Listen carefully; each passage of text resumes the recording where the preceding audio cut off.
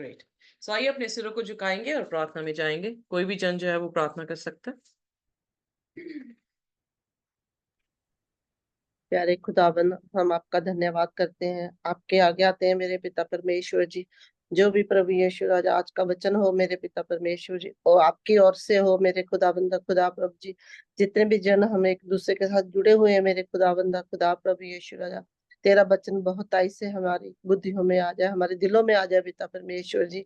अपनी दासी को पिता परमेश्वर अपने मस्से से भर देना मेरे, अपने रूह से भर देना मेरे खुदाबंदा खुदा प्रभु यीशु राजा जी, ताकि तेरे कलाम को एक एक की जिंदगी में भर सके मेरे खुदाबंदा, एक एक रूह को बचा सके मेरे पिता परमेश्वर जी।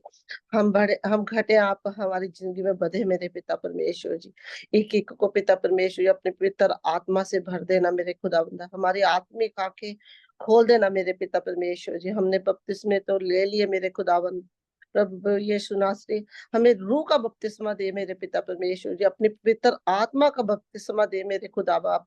हमारी आंखों को खोल मेरे पिता परमेश्वर जी, तेरे वचन को हमारे दिल में हम भर सके मेरे पिता परमेश्वर जी। हमें याद का आत्मा दे मेरे खुदा बंदा, भूल का आत्मा हमसे दूर कर दे मेरे पिता परमेश्वर जी। हम तेरे नाम में बढ़ते जाए मेरे खुदा बंदा प्रभु यीशु राजा, हमारे वचन को प्रभु जी हमारे दिलों में भर दे मेरे पिता परमेश्वर जी। हम दूसरों को सुनाने वाले हो सके मेरे पिता परमेश्वर जी। हमारी अगुवाई कर, हमारी मदद और सहायता कर प्रभु यीशु राजा। एक एक परिवार को मेरे पिता परमेश्वर जी तेरे लहू में छिपा देते मेरे खुदा बाप।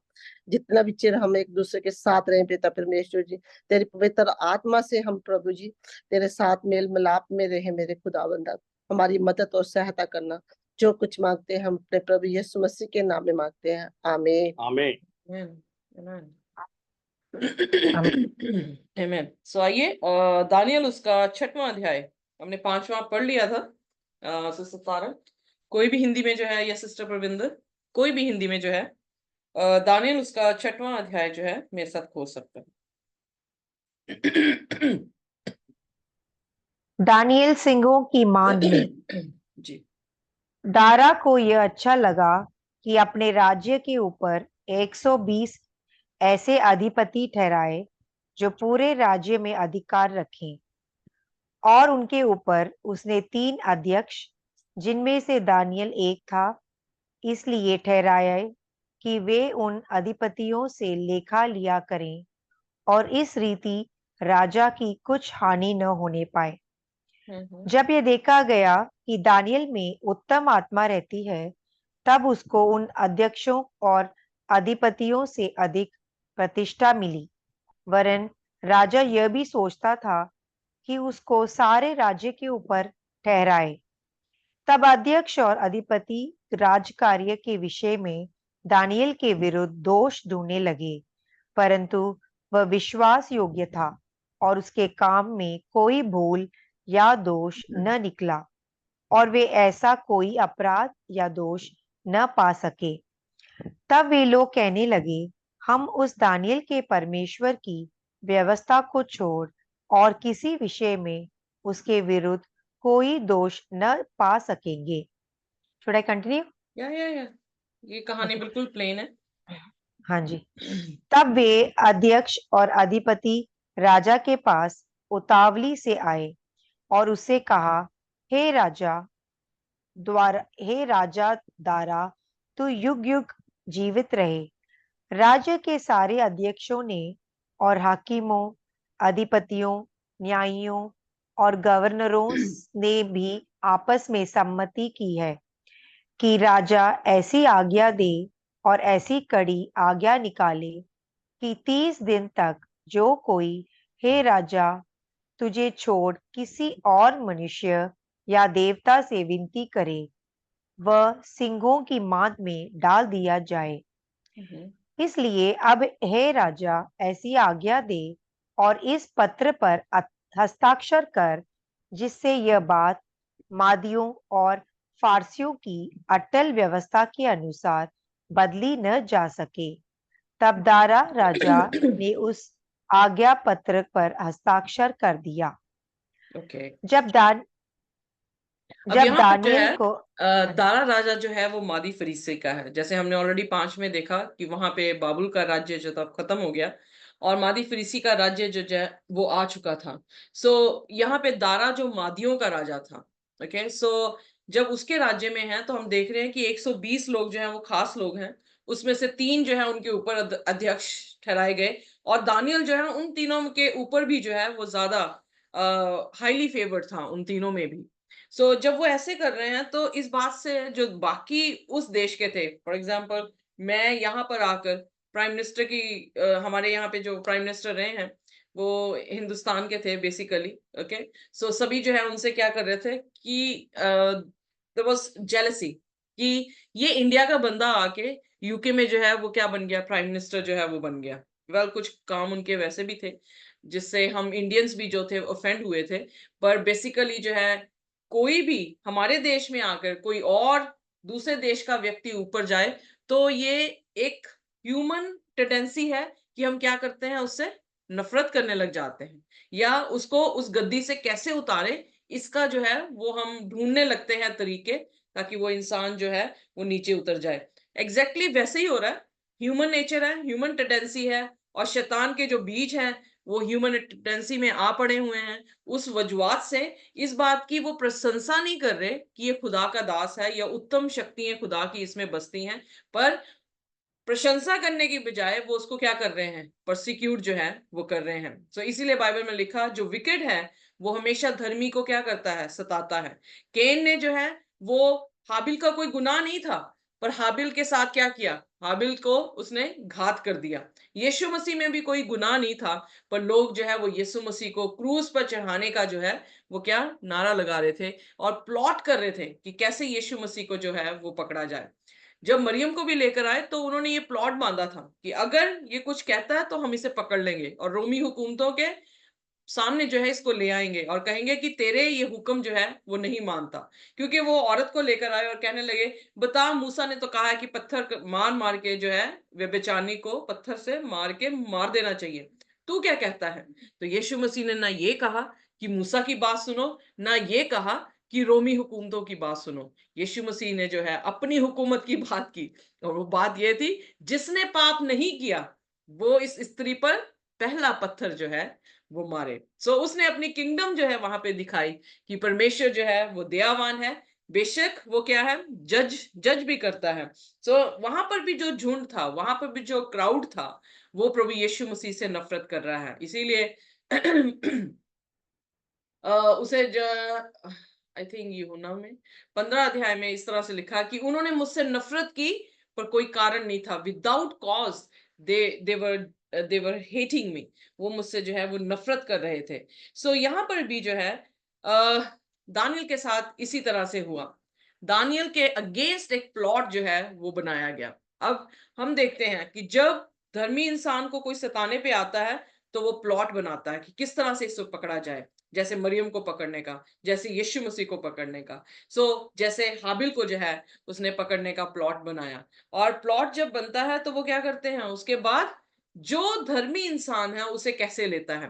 प्लॉट ये था कि राजा को समझ नहीं आई कि ये किस इंटेंशन से मेरे पास आए हैं।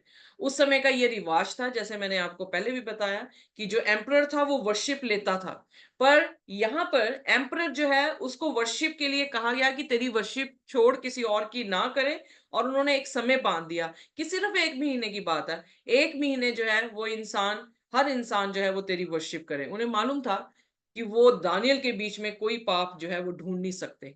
एक ही पाप है, वो पाप ये होगा कि अगर उसके परमेश्वर के विरोध में कोई पाप करने की बात हो तो उसमें हम जो है इसे पकड़ सकते हैं।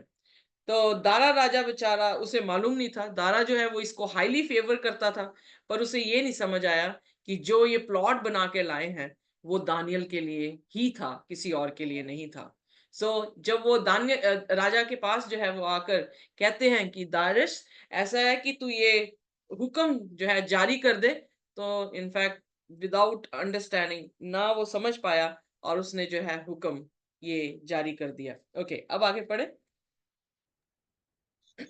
तब राजा ने आज्ञा दी और दानियेल लाकर सिंहों की मान में डाल दिया गया। उस समय राजा ने दानियेल से कहा, तेरा परमेश्वर जिसकी तू नित्य उपासना करता है वही तुझे बचाए। अब यहाँ पर तब भी एक पद अजीब सी बात आप देखें कि दारा राजा जो है परमेश्वर को जानता है, उसके पास भी क्या है, टेस्टमनी है। जहां जहां दानियल ने काम किया है, चाहे वो नबूकदनेस्सर के साथ किया हो, चाहे वो बेलशस्सर के साथ किया हो, अब चाहे दायरस के साथ वो काम कर रहा है, पर हर राजे ने इस गवाही को सुन रखा था। हर राजा जो है इस चीज पे भी विश्वास कर रहा था कि इसका परमेश्वर जो है वो जरावर है। गलती तो उसने कर दी, उसे पता नहीं था कि ये लॉ जो है वो सिर्फ दानियल के लिए जो है वो बनाया हुआ है। अब जब फेंकने की बारी आई तो वो उससे क्या कह रहा है, हे दानियल, तेरा परमेश्वर क्या है, कौन सी आयत है, पढ़ रहे आप? 16 16। तेरा परमेश्वर या जिसकी दोबारा तू से पढ़। नित्य उपासना करता है वही तुझे बचाए। Okay, look at that. So जिसकी तू नित्य उपासना करता है। सो फर्स्ट ऑफ ऑल पी से प्लॉट किया गया, ठीक है। सेकंड हम देखते हैं कि उसने प्रेयर की, दानियल जो है वो प्रेयर करने लगा, पी फॉर प्रेयर। थर्ड जो है यहाँ पे उसके परमेश्वर की क्या हो रही है, प्रेज हो रही है। ओके, सो परमेश्वर अपनी प्रेज जो है वो ले रहा है। सो जब भी कभी परसिक्यूशन आता है, परसिक्यूशन में लोग जानते हैं कि इन्हें क्यों जो है वो सताया जा रहा है। लोगों के सामने जो है वो जो धर्मी है वो प्रार्थना में होते हैं, और वहां पर लोगों के बीच में उनके दिलों में खुदा की तारीफ होती है इस बात से कि तेरा परमेश्वर जो जोरावर है वो तुझे क्या कर लेगा, छुड़ा सकता है। सो यहाँ पर खुदा की महिमा हो रही है। और फिर आगे क्या लिखा है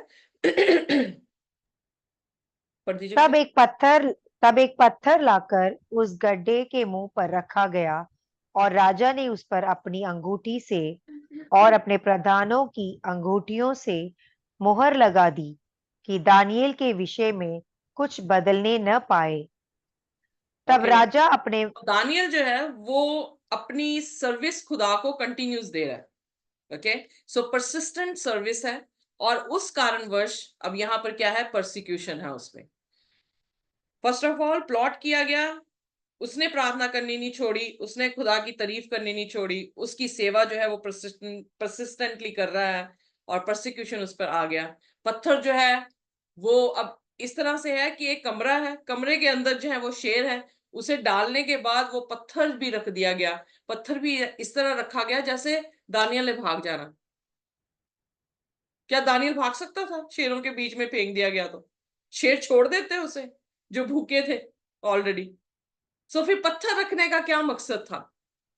सो मैं वही कह रही हूँ कि शैतान की ये फितरत है कि वो भागता है तो वो ये सोचता है कि खुदा के बच्चे भी जो है वो भाग निकलेंगे, तो खुदा के बच्चे भागते नहीं है। पलूस भी जो है वो जेल में ही था, उसने कहा मत मार अपने आप को, मैं भागा नहीं हूं। सो उसके उसी दिन जो है उस इंसान ने यीशु मसीह पर जो है वो विश्वास किया, और वो जो है बचाया गया। सो यहाँ पर हम देखते हैं कि परमेश्वर का दास जो है वो शेरों की मांग में डाल दिया गया, उसके ऊपर जो है वो पत्थर भी रख दिया गया। उस पत्थर के ऊपर जो उसने अपनी सिग्नेट थी, यानी साइन थे, आई मीन टू से जो रिंग थी, उसको भी जो है उसने उससे सिग्नेचर जो है वो दे दिए। उसका अर्थ ये था कि इसको कोई भी खोलेगा नहीं जब तक कि राजा ना आके इसको खोले। सो सिर्फ किसके पास थी, राजा के पास ये अथॉरिटी थी। सो आगे पढ़े। तब राजा अपने महल में चला गया और उस रात को बिना भोजन पड़ा रहा, और उसके पास सुख विलास की कोई वस्तु नहीं पहुंचाई गई और उसे नींद भी नहीं आई। हम्म। भोर यहाँ को पे पौ क्या समझ आता है, यहाँ से आपको क्या समझ आया सिस्टर सिमरन? वेलकम। सो आपको क्या समझ आया, यहाँ पे क्या हुआ उसके साथ? राजा रोजे में आ गया, राजा यहाँ पे भूखा है। क्यों भूखा है? क्योंकि राजा उसे प्यार करता है, और उसकी उसकी मतलब अनइंटेंशनली जो है उससे ये बात हो गई, ये आज्ञा जो निकल गई। और वो दानियल को जब उसने देखा कि वो शेरों के मान में है, तो वो क्या कर रहा है एक तरह का फास्टिंग प्रेयर चल रही है उसकी, सो भी नहीं पा रहा, म्यूजिक भी नहीं चल रहा, खाना भी नहीं उसको दिया गया। वो किसके बारे में सोच रहा है? वो सिर्फ दानियल के बारे में जो है वो सोच रहा है। हमारे जैसे शायद उसको प्रार्थना करनी ना आती हो, पर वो उसका इंटेंशन यही था कि वो ये कह रहा होगा कि जो परमेश्वर इसका जोरावर है, जिससे ये प्रार्थनाएं करता है, जो एक्सीलेंट स्पिरिट खुदा ने इसको दे रखी है, वो खुदा इसे क्या कर ले, बचा ले। सो यहाँ पर दानियल तो क्या कहते हैं, शेरों की मान में प्रार्थना कर ही रहा होगा, पर उसके साथ साथ एक और जन जो है उसके साथ प्रार्थना कर रहा है। और जहां बाइबल में लिखा 2 या 3 मेरे नाम से इकट्ठे होंगे, वहां पे मैं क्या हो जाऊंगा, हाजिर जो हूं वो हो जाऊंगा। सो क्या प्रभु प्रभु वहां पे हाजिर हुए? आइए देखिए। भोर को पौ फटते ही राजा उठा और अब सिंहों के गड्ढे की ओर फुर्ती से चला गया। कौन सा राजा जब इतना कंसर्न करेगा कि जैसे ही सूरज की एक किरण निकली नहीं तो भागा जो है कहां पर, जहां पर शेर है। सो कोई भी राजा नहीं करेगा। सो यहां से हम देख सकते हैं कि उसका कंसर्न दानियल के साथ कितना था, उसका प्यार दानियल के साथ कितना था, कि वो रात को सोया नहीं और सुबह भोर ही उठते, जैसे मरियम उठी थी। यीशु मसीह जो है वो तैयारी के दिन जो है वो मरे, और अपनी रीति के अनुसार गॉस्पेल में बताया जाता है, अपनी रीति के अनुसार उसके चेले जो है सब्बत को मनाने को चले गए। और जैसे ही हफ्ते के पहले दिन सूरज की किरणें आई, वैसे ही क्या हुई, औरतें जो है वो उसकी बॉडी को जो है वो अनॉइंट करने के लिए अपनी चीजें पदार्थ जो है वो लेकर कब्र की ओर जो है वो निकल गई। एग्जैक्टली वैसे ही हो रहा है यहां पर भी जो है, वो उतना ही प्यार उसके साथ दानियल के साथ कर रहा है। और सबसे पहले उठ के उसने क्या किया, ब्रश भी नहीं किया होगा मुझे लगता, सीधा उठा और जाके क्या सिस्टर जी, सिस्टर जी, ये भी तो हो सकता है कि वो टेस्टिंग करता हो परमेश्वर की, जो जिसको ये मानता है कि वो इसको देखता है कि नहीं देखता नहीं सिस्टर, परमेश्वर इस। टेस्टिंग नहीं, वो ऑलरेडी कह चुका है कि खुदा तेरे साथ हो, पहली आयतों में। ओके ओके, पढ़ दें प्लीज। हाँ जी। जब राजा गड्ढे के निकट आया, तब शोक भरी वाणी से चिल्लाने लगा और दानियल से कहा, हे दानियल, हे जीवते परमेश्वर के दास, क्या तेरा परमेश्वर जिसकी तू नित्य उपासना करता है तुझे सिंहों से बचा सका है? ओके, सो उसके तब शब्दों से पता लग रहा है कि वो विश्वास करता है उसके परमेश्वर पर। वो विश्वास करता है कि इसका परमेश्वर छोटा मोटा नहीं है, क्योंकि जैसे मैंने कहा कि साइरस का जो नाम आ गया था वो दानियल के 100 साल पहले ही खुदा ने यशाया की नबूवत में जो है उसका नाम दे दिया गया था। और ये जब साइरस को पता लगा कि मेरा नाम जो था वो बाइबल में पहले ही खुदा ने बता दिया हुआ, तो उनके राज्य में इन लोगों की फेवर जो है ज्यादा हो गई थी। और वो विश्वास करने लग गए थे कि ये इनका परमेश्वर जो है वो हमारे देवी देवताओं से जो है वो थोड़ा सा अलग है, कि इनका परमेश्वर पहले ही हमारे नामों को जो है वो बता देता है। सो यहाँ पर भी वो कह रहा है कि तेरा परमेश्वर जो है वो तुझे बचाए। और यहाँ पर भी वो ये आके क्या कर रहा है, कह रहा है कि क्या तेरा परमेश्वर, अब उसको क्या कह रहा है, महान परमेश्वर, living God, living God, you know. हम तो समझते हैं और न्यू टेस्टामेंट में यीशु मसीह मरा तीसरे दिन जी उठा, वो लिविंग गॉड है। बट दायरस कैसे इसको, मतलब इस टाइटल को जो है वो बोल रहा है अपनी जुबान से। सो इसका मतलब हमें दिखता है कि कुछ गवाही उन तक पहुंची हुई है कि वो खुदा का डर और खौफ करता है, इसीलिए वो शब्द जो है वो बोल रहा है। आप किसी जो स्पेशली दूसरे धर्म से है, वो रिस्पेक्ट करेंगे कि ठीक है ईसा मसीह है, ईसा मसीह बोलते हैं, है ना। पर अगर बाई चांस सपोज करें कि वो व्यक्ति आपके आपके सामने गहरे भेद बताने लग जाए बाइबल के, तो आप क्या समझेंगे उसको? इसका मतलब कि वो कुछ जानता है प्रभु यीशु मसीह के बारे में। कैसे जानता है, उसकी क्या इंटेंशन है, वो नहीं समझ सकते। बट ये है कि उसने पढ़ रखा है, उसके सामने कोई टेस्टमनी हुई है, उसको खुदा ने जो है कोई चीज दिखाई है, जिस कारण वो उसको नाम क्या दे रहा है, लिविंग गॉड।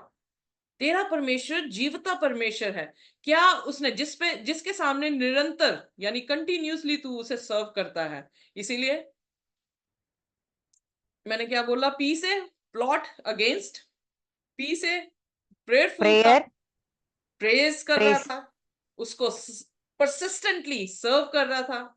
वही बंदा परसिक्यूशन में गया। ठीक है, सो इसलिए परसिक्यूशन में वही जाएंगे जो खुदा के साथ वफादार होंगे।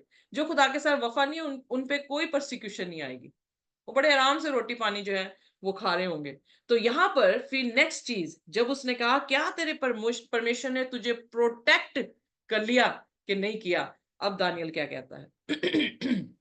तब दानियल ने राजा से कहा, हे राजा, तू युग युग जीवित रहे।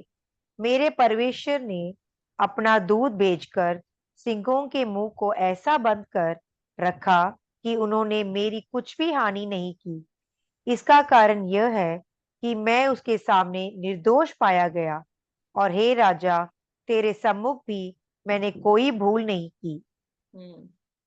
सो यहाँ पर वो तब जो है प्रभु यीशु मसीह के बारे में, खुदावन के बारे में कह रहा है, अगर वो मर जाता तो क्या होना था कि उसने कोई पाप कर रखा है, पर अगर वो बच गया तो इसका मतलब कि खुदा ने मेरे में कोई भी ऐसा दोष जो है वो नहीं पाया। और उसने कहा उसने मेरे लिए क्या भेजा? एंजल जो है वो भेज दिया, स्वर्गीय दूत जो है वो भेज दिया। आइए मैं ऐसा निकालिए इब्रानियों उसका पहला अध्याय और उसकी 14वीं आयत।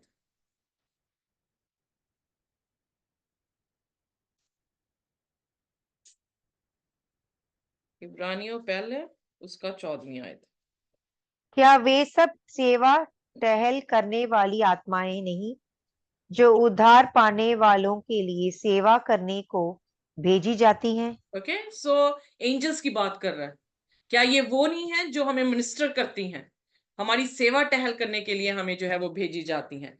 यकीन जानिए जब एंड में परसिक्यूशन आएगा, जब 666 का आंकड़ा जो खड़ा होगा और प्रभु यीशु मसीह के फरिश्ते लिटरली आपकी सेवा के लिए वहां पे तैनात होंगे, जब परसिक्यूशन जो है वो आएगा। इसीलिए बाइबल में यहाँ लिखा है कि क्या वो मिनिस्टरिंग स्पिरिट नहीं है जो हमारे लिए भेजी जाती हैं, उन लोगों के लिए जिनके लिए क्या उद्धार की बात हो। यानी इसका मतलब राइचस पीपल के बारे में बात कर रहा है कि जो धर्मी लोग हैं उसके लिए खुदा अपने फरिश्तों को जो है वो भेजता है। इसीलिए उसने कहा कि तेरे फरिश्ते जो तुझे क्या गिनने से जो है वो बचा लेते हैं, तुझे अपने हाथों में उठा के जो है वो ले जाते हैं। सो फरिश्तों की जो मिनिस्ट्री है वो यही है कि वो धर्मियों की क्या करते हैं? सुरक्षा करते हैं, धर्मियों के साथ जो है वो रहते हैं और उनकी सुरक्षा करते हैं।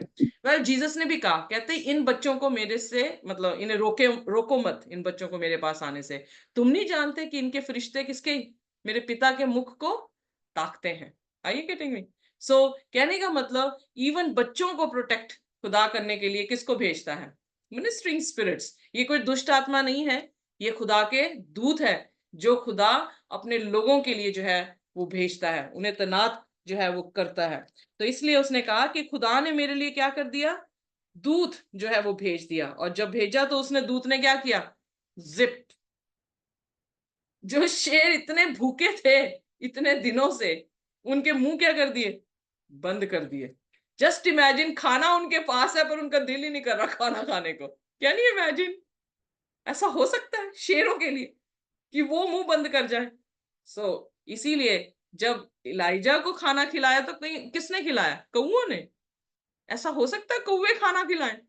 वो तो मुझे याद है मैं छोटी थी और मैंने बड़ी उसकी वो खाई है डींगे सी कौए की। ओके, जब भी मैंने भुट्टा खाना मैंने लेने जाना, भुट्टा लेकर आ रही थी, साथ में खाती होती थी, तो उसने आना कौए ने, और उसने मेरे भुट्टे पे एक्चुअली उसकी नजर होती थी, तो भुट्टा वो कैसे पकड़े, वो आता था और टंग मेरे सिर पे मार के उसने जाना। तो मैं डर के मारे क्या करती थी, मैं अपना भुट्टा ही फेंक के चले जाती थी। एक बार हुआ, 2 बार हुआ, तीसरी बार मैं भुट्टा लेने ही नहीं गई। मैंने कहा ये कौवा वहां पे बैठा रहता है, इसको वो भुट्टा चाहिए और ये भुट्टा लेने के लिए मुझे जो है वो चोंच मारता है। वहां से मुझे पता लगा कि कौवा खाना नहीं खिला सकता, वो तो डींगे मार के आपसे खाना जो है वो ले सकता है। उसकी फितरत नहीं है कि वो आपको रोटी खिलाए। बट ये है कि खुदा ने किसको इस्तेमाल किया? कौओं को इस्तेमाल किया है एलिया के लिए। उसी प्रकार से परमेश्वर यहाँ पर शेरों को कैसे उसके मुंह को जो है वो बंद कर रहा है, इसका जो है जिक्र यहाँ पर किया जा रहा है। परमेश्वर ने अपने एंजल्स भेजे और एंजल ने आके उनके मुंह जो है वो क्या कर दिए? बंद कर दिए। आगे 23 आए। तब राजा ने बहुत आनंदित होकर दानियल को गड्ढे में से निकालने की आज्ञा दी। अतः दानियल गड्ढे में से निकाला गया और उस पर हानि का कोई चिन्ह न पाया गया, क्योंकि वह अपने परमेश्वर पर विश्वास रखता था। आमेन। तब शेरों के बीच में से जो है वो क्या हो गया? अब वो उसने सिग्नेट लगाई थी ना अपने अंगूठी से, उसी की अथॉरिटी थी कि वो उसको जो है स्टोन को पीछे करे और दानियल को जो है वो बाहर निकलने का आदेश दे। और जब पूरी रात वो टेस्टिंग में था, परमेश्वर ने उसे क्या कर दिया, प्रोटेक्ट किया, उसे प्रिजर्व किया। और जब प्रिजर्व कर रहा है तो अब वो क्या हो गया, वो दारा के सामने भी जो है उसको प्रेफरेबल बना दिया, उसको भी जो है हाईली फेवर्ड जो है उसे बना दिया। अब वो बड़ा खुश हुआ, एक्सीडिंगली ग्लैड, बहुत ज्यादा आनंदित हुआ।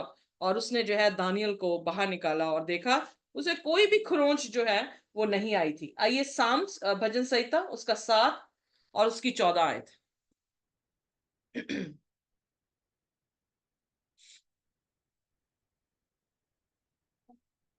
14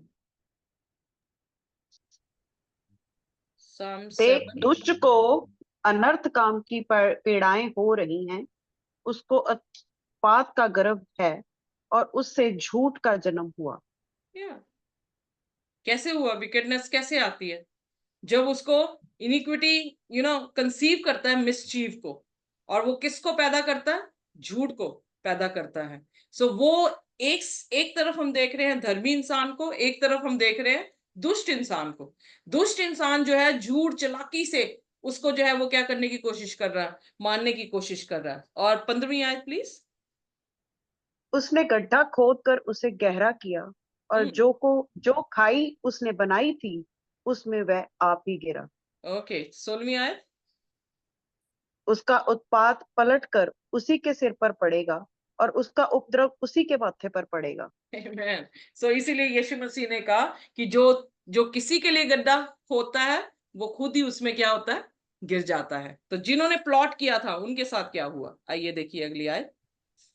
तब राजा ने आज्ञा दी कि जिन पुरुषों ने दानियल की चुगली खाई थी वे अपने अपने बाल बच्चों और स्त्रियों समेत लाकर सिंगों के गड्ढे में डाल दिए जाएं, और वे गड्ढे की पेंदी तक भी न पहुंचे कि सिंगों ने उन पर झपट कर सब हड्डियों समेत उनको चबा डाला।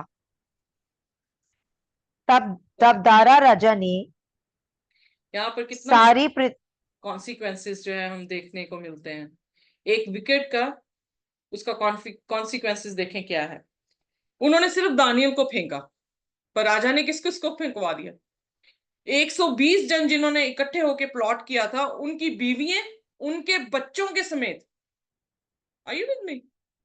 सो जिन्होंने प्लॉट किया था उनकी बीवियां उनके बच्चों के समेत फेंका, और शेरों ने उन्हें जमीन तक गिरने भी नहीं दिया, हड्डियों के साथ जो थे वो चबा गए। So is it not God who said कि गड्ढा किसी के लिए खोदोगे तो कहां पे गिरोगे, तुम खुद ही उस गड्ढे में गिर जाओगे। दुष्ट अगर धर्मी के लिए कोई भी गड्ढा होता है तो दुष्ट क्या होगा, उस गड्ढे में खुद ही जो है वो गिर जाएगा। और सिर्फ वो ही नहीं गिरेगा, हम कितनी बाइबल की स्टोरीज में देखते हैं कि उनके परिवारों के समेत जो है वो मारे गए। सो इसलिए परमेश्वर के वचन में लिखा कि तेरा दोष तेरे बच्चों तक भी जो है वो जाएगा, क्योंकि तूने जो है वो परमेश्वर का निरादर किया। सो आइए आगे पढ़ दे।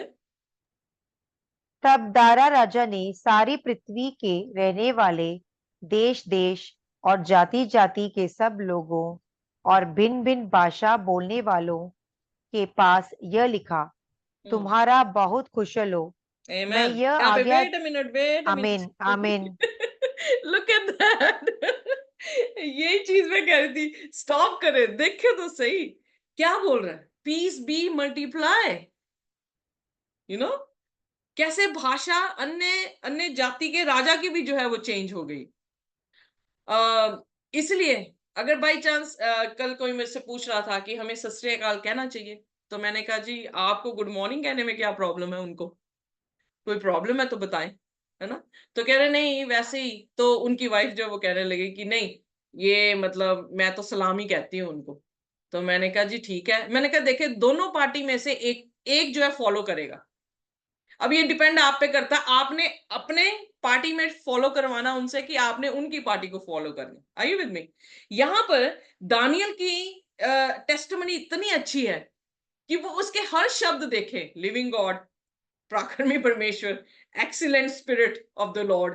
ओके, फिर वो कह रहा तेरा जिसको तू निरंतर जो है वो सेवा करता है वो परमेश्वर तुझे बचाने के योग्य हो गया, यानी बचा सका तुझे, ऐसे उसने क्वेश्चन किया। अब यहां पर वो कह रहा है पीस बी अनटू यू, सलाम कह रहा है।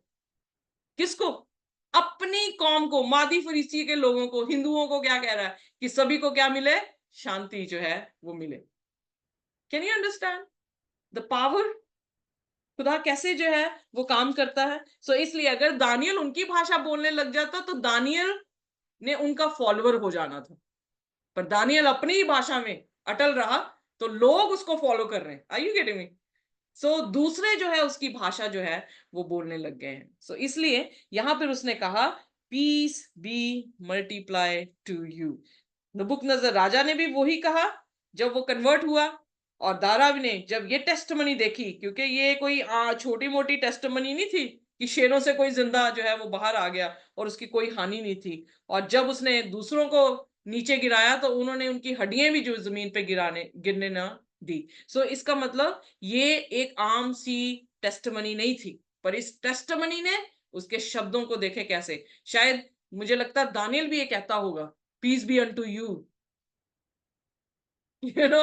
सो यहां पर वो क्या कह रहा है? समस्त जातियों को, सारी लैंग्वेजेस, सारी नेशन को क्या कह रहा है? Peace be multiply to you. Okay, so 26। मैं यह आज्ञा देता हूँ कि जहां जहां मेरे राज्य का अधिकार है, वहां के लोग दानियल के परमेश्वर के सम्मुख कांपते और थरथराते रहें, क्योंकि जीवता और युगानुयुग युग तक रहने वाला परमेश्वर वही है। उसका राज्य अविनाशी और उसकी प्रभुता सदा स्थिर रहेगी। Amen. जिस Amen. आमीन। Amen. सो इसको कोई जजमेंट इस पे पास होने की जरूरत नहीं पड़ी, पहले ही समझ गया वो। नबुकदनेस्सर राजा नहीं समझा था, पर दायरस जो था, हम देख रहे हैं उसकी गवाही से, उसके शब्दों से, कि वो ऑलरेडी समझ गया कि एक ही परमेश्वर है और उसकी सल्तनत हमेशा तक जो है वो रहने वाली है। सो इसलिए मैं कह रही हूँ, क्योंकि ये गवाही जब मादी फरीसियों ने बाबुल देश को गिराया था तो बता दिया गया था उनको कि ये ऑलरेडी प्रोफेसी जो है दानियल के परमेश्वर ने कर दी थी कि बाबुल के राजा के बाद कौन आने वाला है? मादी फरीसी जो है आने वाले हैं। क्यों? क्योंकि उसने सभी के सामने ये जो है प्रोफेसी को, उसका खुलासा जो था वो किया था, अनवेल किया था। सो इसलिए एवरीबडी न्यू कि ऑलरेडी परमेश्वर ने जो है इसकी नबूबत की है कि मादी फरीसी जो है इस धरती बाबुल के बाद जो है वो आएंगे। सो इसलिए ये हाईली फेवर्ड था। 120 के ऊपर 3 थे, 3 के ऊपर हाईली फेवर्ड जो है वो दानियल था, क्योंकि वो जानते थे कि परमेश्वर का आत्मा जो है वो दानियल के बीच में है। सो उसके बाद 27वीं आयत। जिसने दानियल को सिंगों से बचाया है, वही बचाने और छुड़ाने वाला है, और स्वर्ग में और पृथ्वी पर चिन्हों और चमत्कारों का प्रकट करने वाला है। Yeah. इस प्रकार दानियल, दारा और कुर्सु फारसी अ, फारसी दोनों के राज्य के दिनों में सुख चैन से रहा। आमीन। आमेन। सो यहां पर उन्होंने स्पेसिफाई किया कि फारसी का राजा कौन था? साइरस था। मादी का राजा डायरस था। सो दो राज्यों की कोलैबोरेशन से इस राज्य ने जो है वो बाबुल को भी, लीडिया को भी, याद है आपको, कोर्सस राजा को जो है गिराया, लीडिया का राजा गिराया, मिस्र का राजा गिराया, और इन्होंने जो है वो बाबुल का राजा गिराया था। दोनों देशों ने मिलकर जो है वो अपनी सल्तनत को जो है वो बनाया था। सो इसलिए बाइबल यशायाह की पुस्तक में साइरस बोल रही है, अब दानियल की पुस्तक में कंफर्म कर रही है कि सचमुच में साइरस जो था वो पर्शिया का राजा था। आमीन। आमीन। क्या सीखा आपने?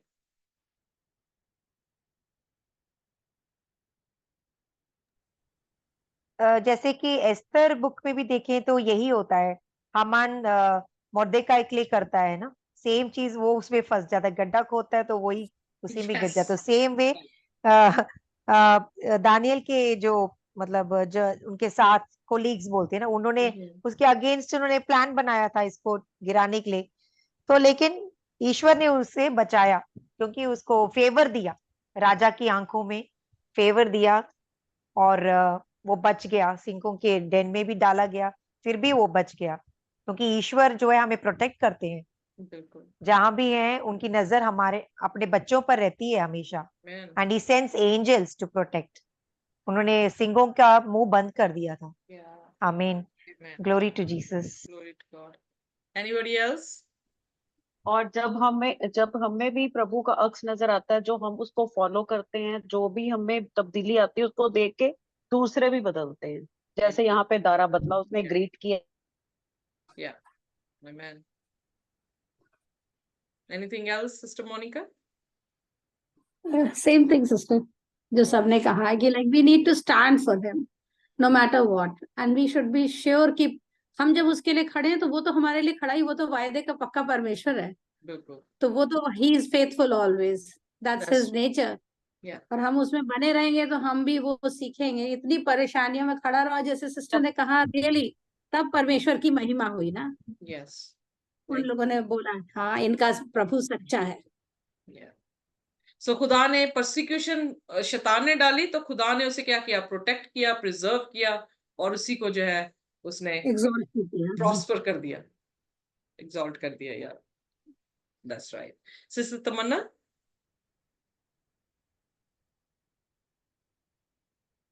सिस्टर तमन्ना अभी ज्वाइन किए, हाँ, लेट ही ज्वाइन किया उन्होंने तो। एनी हाउ, हम टाइम पर ही शुरू कर देते हैं। एक्चुअली मैं टाइम पे ही शुरू कर देती हूँ। मेरी बेटी कहती है आने तो दो, मैंने कहा नहीं, टाइम पे ही शुरू करना, ज्वाइन कर जी, लेंगे तो ताकि हम Sorry, I messaged you, Ritu. We were in deep prayer today. Sorry. Okay, no worry sister Yeah, जी, because सॉरी मैं try सॉरी। कर रही हूँ अपना prayer time change करना अभी. I've just अच्छा, told them today. Yeah. Okay ji, कोई बात नहीं सिस्टर जी। बड़ा अच्छा था मैसेज, बट ये है कि बहुत साफ भी था। तो आप जब पढ़ेंगे तो आपको ये मैसेज जरूर समझ आ जाएगा कि परमेश्वर के दास की इन्फ्लुएंस से जो है वो मादी फरीसी का भी राजा जो है वो वैसी जुबान बोल रहा है जैसी जुबान एक मसीह को बोलनी चाहिए। उसने भी कहा peace be multiply unto you. So that's a good thing कि अगर हिंदू राजे हमारे ऐसे बोलेंगे तो हम क्रिश्चियंस को कैसे बोलना चाहिए। सो हमें सीख मिलती है कि हमें भी अपने जीवन में जो है okay sister Chitra, no worries, God bless you, खुदा आपको हील करे। पर अगले हफ्ते से प्लीज मिस ना करें, क्योंकि अगले हफ्ते से हम प्रोफेसी जो है, प्रोफेटिक लाइन में जो है वो चले जाएंगे, क्योंकि यहाँ तक जो है वो कहानियां हैं। और दानियल की जो है एक ही किताब में दो किताबें हैं। ये वाली किताब जो मैंने पढ़ाई है ये उसने अरामिक में लिखी है, पर जो प्रोफेसी है उसने अपनी भाषा में इब्रानियों में जो है वो लिखी है। और उस प्रोफेटिक लाइन में आप देखेंगे कि इजराइल के लिए संदेश है और हमारे लिए भी जो है वो संदेश है। सो इसलिए मंडे से जो है हम 7वें अध्याय में आएंगे। आप पढ़ के आए और फिर जब हम इसको वर्स टू वर्स पढ़ेंगे तो देन आप देखेंगे कि खुदा का कितना बड़ा भेद इसमें जो है वो दर्ज है। फिर मैं कहूंगी दानियल की प्रोफेसी दानियल से शुरू होती है, दानियल के समय से शुरू हो रही है, और वो आने वाले समय जब तक यीशु मसीह नहीं आ जाते तब तक की जो है वो उसकी प्रोफेसी है। प्रकाशित वाक्य की प्रोफेसी यूहन्ना से शुरू हो रही है, फर्स्ट सेंचुरी से, और फिर यीशु मसीह के दूसरी आमद तक जो है वो रह रही है। सो इसलिए यहाँ पर आप देखेंगे कि जो सिर था वो खत्म हो जाएगा, मादी फरीसिया खत्म हो जाएंगे, यूनान का राज्य भी वो एक्सप्लेन कर देगा, पर जो लोहे का राज्य है वो जो है एक्चुअली एक्सप्लेन किया है उसने, बट और एनलार्जमेंट जो है वो प्रकाशित वाक्य में हमने देख लिया कि 7 कलीसियाओं के जो संदेश उसने दिया है वो 7 कलीसिया रोम में पाई जाती थी, रोम के समय में पाई जाती थी, और उनके कलीसिया के जो है वो मतलब हमने समझे हैं। सो मंडे को लुदीकिया की कलीसिया हम देखेंगे जो आखिरी कलीसिया है जिसमें हम आज रह रहे हैं, और दानियल की जो है वो 7वां अध्याय हम पढ़ेंगे जिसमें दानियल जो है अलग अलग से जीव पानी से निकलते हुए देखता है और उन जीवों का क्या अर्थ है और उन जीवों के बारे में क्या बताया जा रहा है। ओके, आइए प्रार्थना करें, सिर झुकाएं और हम प्रार्थना करेंगे। हमारे स्वर्गीय खुदावंद, हम आपके निहायत शुक्रगुजार हैं, धन्यवाद करते हैं पिता परमेश्वर आपके इस अच्छे सुंदर वचनों के लिए जो हमें ढाढ़स देते हैं, जो हमें एक प्रिंसिपल सिखाता है कि हम अगर परमेश्वर के साथ हैं तो परमेश्वर हमारे साथ है। परमेश्वर अपने स्वर्गीय दूतों को, कई बार परमेश्वर खुद हमारे बीच में उतर आता है हमें बचाने के लिए। इसलिए हम आपके शुक्रगुजार हैं, धन्यवाद करते हैं प्रभु जी। हम जानते हैं कि अगर हमारे पे भी ऐसी विपत्ति आएगी तो परमेश्वर हमें जरूर बचाएगा। अगर नहीं भी बचाया तब भी खुदावन हमारे सिर किसी भी इंसान के लिए ना झुके, सिर्फ आप ही के लिए झुके, क्योंकि आप ही परमेश्वर हैं और आपको छोड़ और कोई परमेश्वर नहीं, आपसे बढ़कर कोई और सामर्थ्य नहीं। मेरे खुदावन, हम सबको आप आशीष और बरकत दें, अपने वचनों में दृढ़ करते जाएं, ताकि प्रभु उस दिन के लिए हम तैयार हों जब हम आपका इनकार नहीं बल्कि आपके नाम की मुनादी जो है अपनी गवाहियों से जो है वो कर सकें और लोग आपको प्रभु अपना नजात दहिंदा जो है वो कबूल कर सके। आज की रात हमें मीठी नींद दे, अपनी शांति से हमें विदा करें। पूरे वीकेंड में खुदावन हमारे साथ हों, जब तक हम दोबारा ना मिले आपकी शांति, आपका अनुग्रह, आपका प्रेम प्रभु जी हमारे बीच में रहे।